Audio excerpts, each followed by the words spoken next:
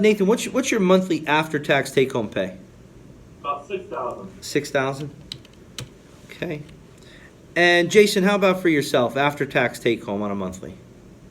About 5,000. 5,000. Well, you guys are doing well. And then Nathan, let me ask you, how much life insurance do you currently have through work? That how much it would pay out? Meaning, how much life insurance does your company provide you? So I would get paid like Jason would get paid like 100,000 if I died. Okay, so you're covered for 100,000. Sure. And then Jason, how much life insurance do you have through your work? I don't have any life insurance through my work. Nothing. Okay. And was that your own decision, or do they just not provide anything? They just don't provide anything in my job. Okay, gotcha. And so, I especially Nathan, I'm glad to hear that you have that coverage through work. Obviously, as you know, that's a policy that your company owns and controls. So it's nice that they give it to you. But at the same time, job insurance pays out, just so you know, job insurance pays out less than 1% of the time. Because the fact is, most people don't die on the job. Most people actually, 99% of people actually die where? Off the job. So again, it's nice that they give that to you, but the most important type of insurance is the insurance that you own and you control. So let me ask you, Nathan, how much life insurance do you own and control outside of work? I don't have any work-term life outside of work. Nothing. Okay. Any reason for that? I just never saw a need for it. Okay.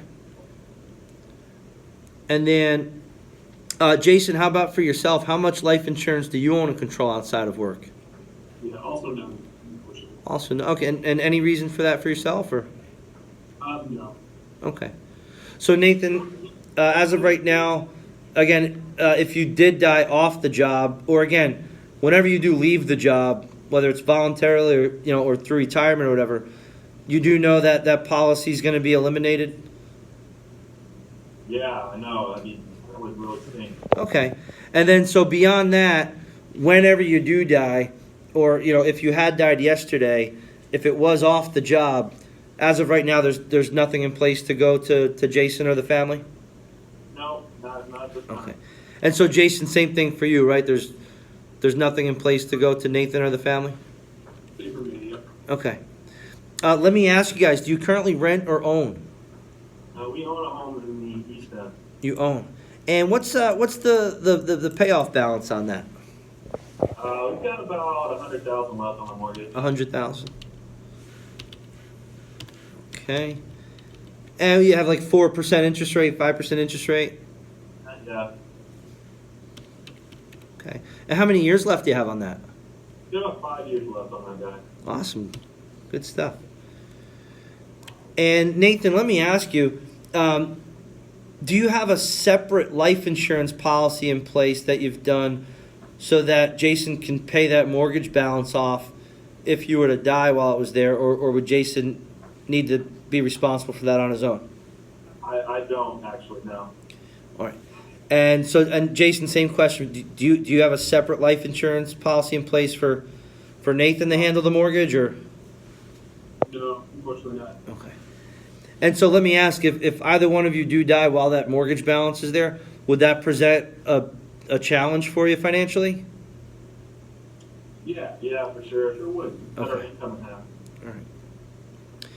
And then let me ask you guys, Nathan, do you have a separate life insurance policy for Jason to take care of your final expenses whenever you die? No, I don't. No? Okay. Any reason for that, or? I just never saw a need for it. He does well for himself. So. Okay. And then, Jason, how about do you have a separate life insurance policy for Nathan to take care of your final expenses, or? No, we don't have anything like that. Okay.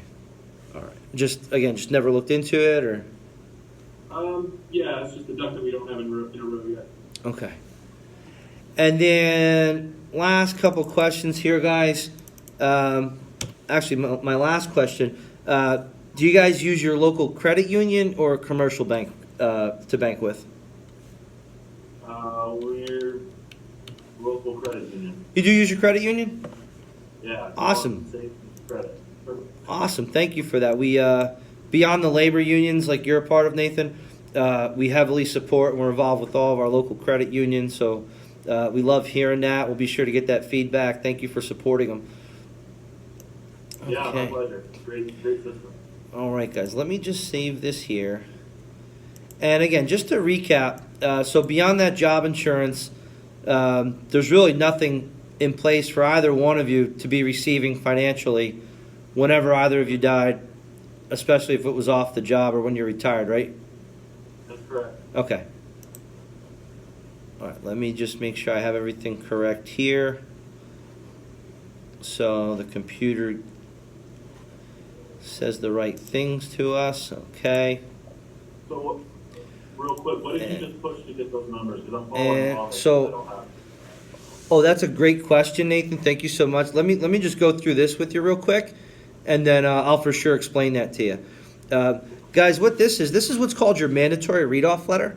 What this is simply stating is all the programs I'm about to go over with you are on a voluntary basis. So if you do see the need for it and you want to protect your family with it, like most of our members do, we'll get you signed up today for it. And on the other hand, if not, what we'll do is we'll have you fill out your union officer report card, just so we can get feedback to the union on how to strengthen the benefits and what else we can do for you guys. Either which way, we do need a decision today. It's just really, really difficult and unfair for all the members if we had to come back out a second time for every single member once we already went through things. Does that make sense?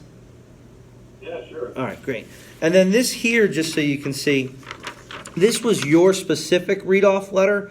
I don't know if you recall getting this in the mail with the card that you sent in. Do you remember getting that? Yeah. All right. I do. So again, we just want to reinforce a couple points. So this is coming directly from your president, Tyreek Lee Sr., and a couple things we want to just again reinforce. One, they want to let you know once you qualify, these programs last a lifetime and are under your control. Okay, unlike your job benefits, right? And once the program's been explained to you, they're sure that you're going to agree with the many participating members that it's one of the most valuable programs you'll have in that time of need. And then the last piece here, guys, that we just want to confirm is, it says, please take a few minutes, which you are, and I appreciate, but if we can help you with your needs in this area, they also just say, just please take advantage today for efficiency purposes. And then again, either way, we're going to ask if you can fill out that officer report card. Fair enough? Fair enough. All right, great. And so the first thing we're going to do, guys, we're going to examine your need for final expense protection because as of right now, you don't have that covered.